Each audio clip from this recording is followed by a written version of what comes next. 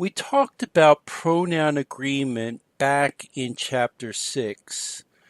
Recall that the main problem comes with unwarranted pronoun shifts from first or third person to the second person.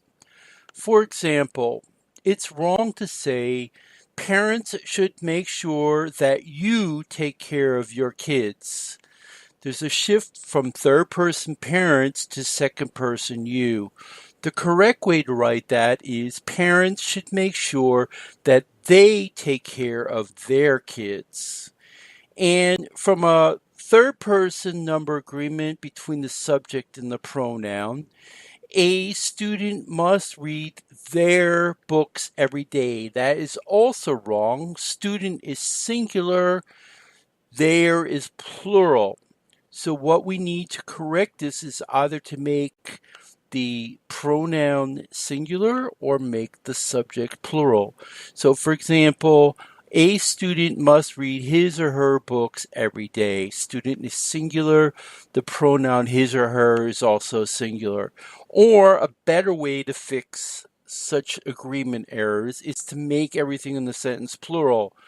Students must read their books every day. We have students plural, there is plural. Another problem comes from faulty pronoun references. All pronouns must clearly point back to an antecedent. An antecedent is the usually noun that precedes the pronoun. It's what the pronoun is pointing back to. If the antecedent is missing or if it's ambiguous, then the reference is faulty and must be corrected. A pronoun reference is ambiguous because the pronoun has two possible antecedents. For example, here's a wrong sentence. Mario insisted to Harry that it was his turn to drive. In that sentence, we don't really clearly know who his refers back to. Grammatically, his refers back to Harry, but is that the correct answer? Is it Mario who said it was his turn to drive, or is it Harry who is saying that it's his turn to drive? So we need to make the sentence clearer. Mario insisted to Harry, it's your turn to drive. Now we know it's Harry's turn to drive. Or Mario insisted to Harry, it's my turn to drive. Now we know it's Mario's time to drive. Or we can use it without direct dialogue and say Mario insisted that it was his turn to drive. Then it's again clear that it's Harry's not responsible for driving, Mario is. Or if Mario really did mean that it's Harry's turn to drive and we don't want to use direct dialogue, then we have to repeat the noun rather than using a pronoun. So we would say Mario insisted to Harry that it was Harry's turn to drive. That's the only acceptable way to write that original sentence. Another example, it's wrong to say Lola told Gina that she had gained weight. She, who does she refer back to? Lola or Gina? We don't know based on the ambiguity of the pronoun reference. So we have to write a sentence correction to make it clear to the reader which of the two she refers back to. So again, we can use direct dialogue. Lola told Gina, you've gained weight. That means Gina has gained weight. Or we could write, Lola was surprised by how much weight Gina had gained and told her so. Again, now it's clear it's Gina who has gained the weight. Another problem area with faulty pronoun references occurs when a reference is too far away from the antecedent.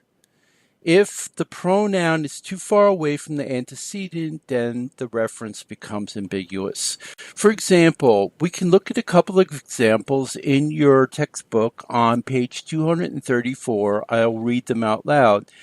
The noise was disturbing to everyone in the class. The teacher felt the rusty machine was to blame. It reached a level of 180 decibels.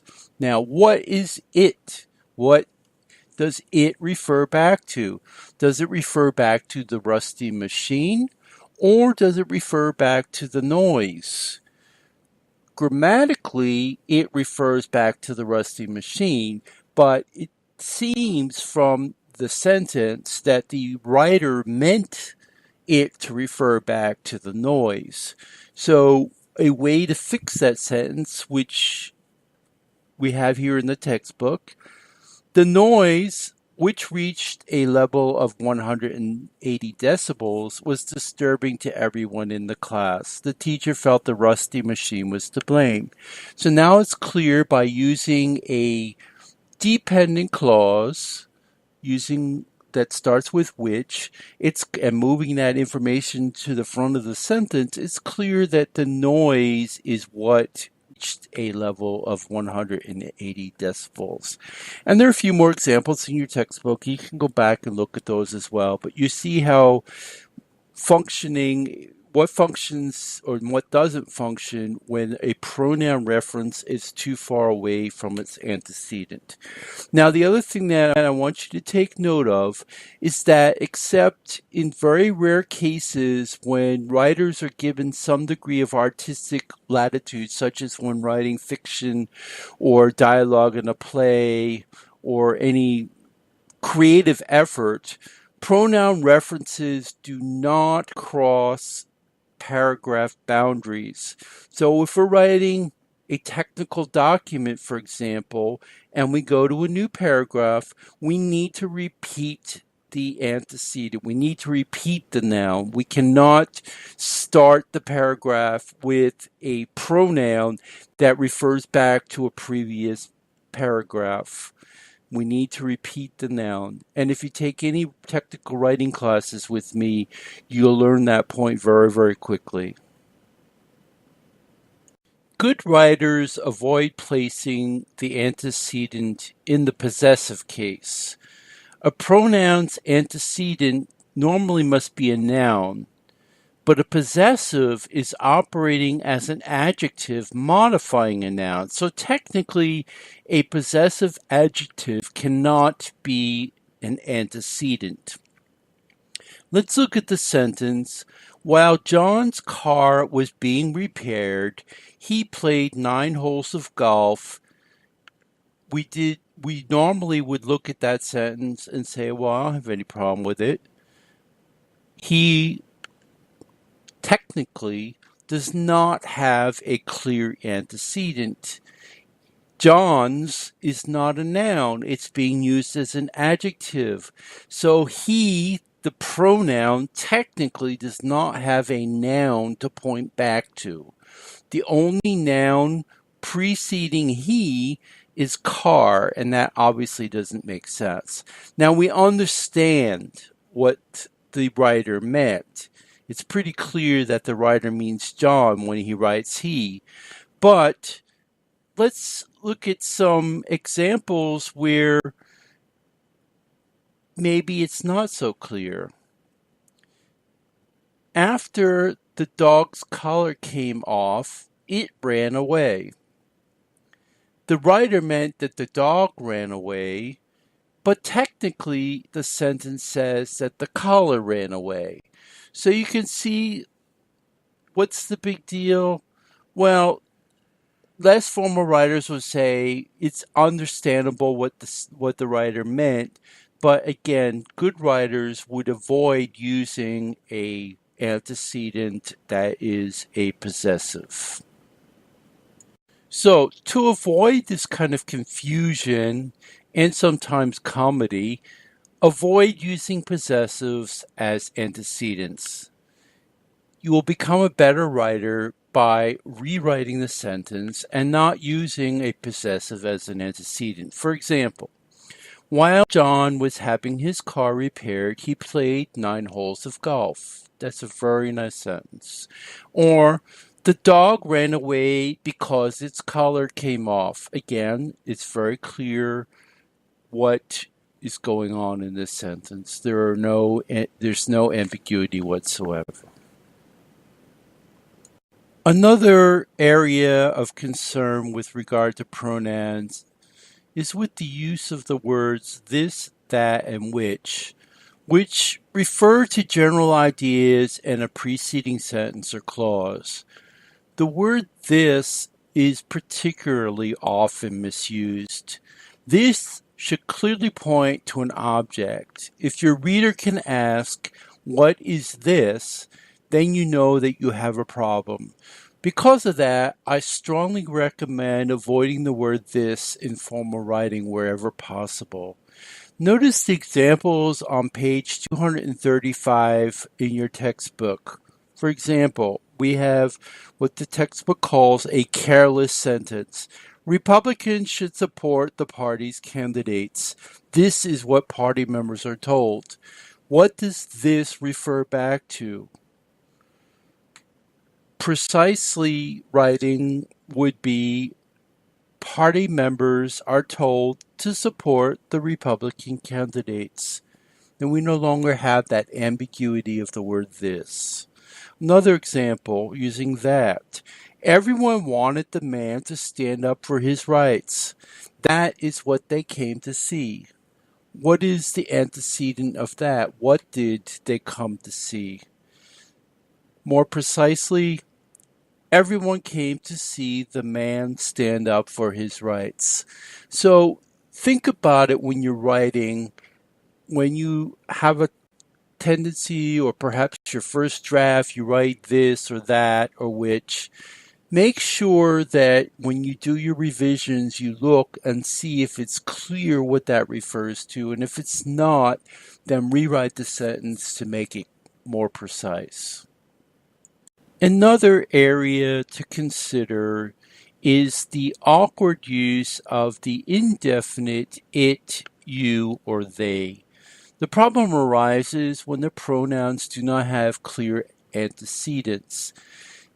The issue generally comes from our writing, the way that we talk. So we tend to be more ambiguous in our speech, because if we're speaking with someone, we can always clarify what we meant if the person doesn't understand. That doesn't work in writing. In writing, we need to be precise because we don't have an opportunity to enter into the dialogue with the reader. And if the reader doesn't understand what we're saying, then we've lost the reader. So, for example, we commonly hear, "It says to add 3 tablespoons. And if you were in a conversation with someone, that would probably be acceptable. But what does it refer to? In writing, it would be better to use a noun and be very specific. What do you mean by it? The recipe says to add 3 tablespoons. Another example, you have to have patience to be a parent. Do I have to have patience?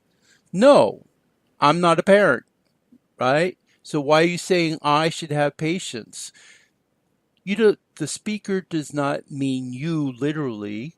The speaker means people in general. The speaker really means third person. So we should use the third person and be specific. Parents must have a lot of patience. It's much better than saying you have to have a lot of patience to be a parent. And then another example, the use of the indefinite they. Who does they refer to? They say that eating trans fat is bad for you. Who is they? Who's going around saying trans fat is bad for you? Well, they are, right? Well, that's way ambiguous and gets you into all kinds of arguments, perhaps. So be more specific. Say specifically what you mean. Who is saying that trans fat is bad for you? Doctors So doctors recommend that people not eat trans fat. That is something that is less disputable. One final point that I want to make with regard to faulty pronoun references is that we should not use the indefinite it and the definite it in the same sentence. So what do I mean by that? Commonly we'll hear, I had hoped to finish my homework today, but it is too late to do it now. The first it is too late, is the indefinite it. It does not refer to anything specifically. The second it, however, is referring back to homework. So that's an example of a definite it. It is a pronoun that has a specific antecedent, whereas the first it does not have an antecedent. It's called the indefinite pronoun.